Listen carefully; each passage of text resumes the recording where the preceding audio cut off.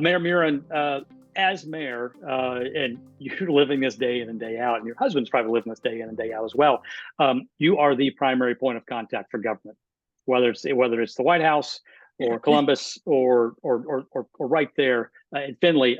You get tapped on the shoulder. People want to know what you're doing to solve everything, and a lot of the stuff you're getting asked about, you have no input into, but you are very much the face, and so you receive a lot of that feedback from folks. My question to you is, what have you learned from other communities, the good and the bad? Well, I want to hear about the good.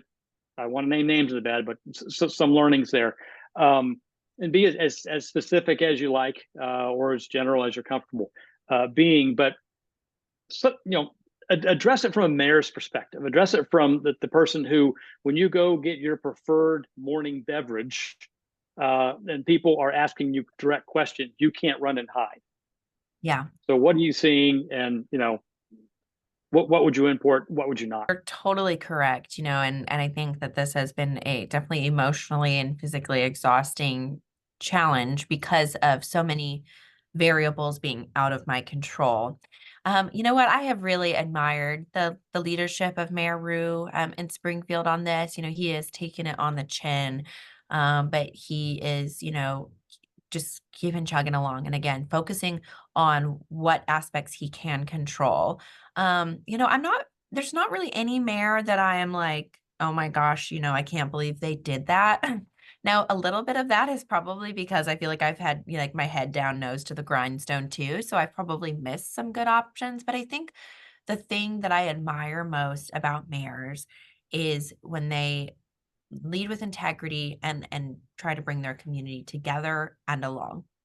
Right. I always love the quote that a leader is only a leader if people are following, right? Otherwise, it's just a person out on a walk. And so mayors have to step up and serve their communities and lead on this and help folks come along. And when people are kicking and screaming, it's definitely a little more challenging. But I think we just keep kind of addressing every little bit that we can. And I think that is really something that I admire in leaders when they step up and are willing to take those difficult conversations. That's really good. That's really good. I would maybe sprinkle on that. You change the tone a little bit in the environment, that would make the person who's facing these things on a daily basis or an hourly basis, especially the folks who are providing services and engaging with all citizens, that would take a lot of the heat off. That would really make things easier. Yeah, I keep telling my team, listen, we have a balloon that is ready to bust, and it is just full of hot air. So what can we do to let a little of the hot air out, right? It's going to probably just be over time. We can't just let it all out at once.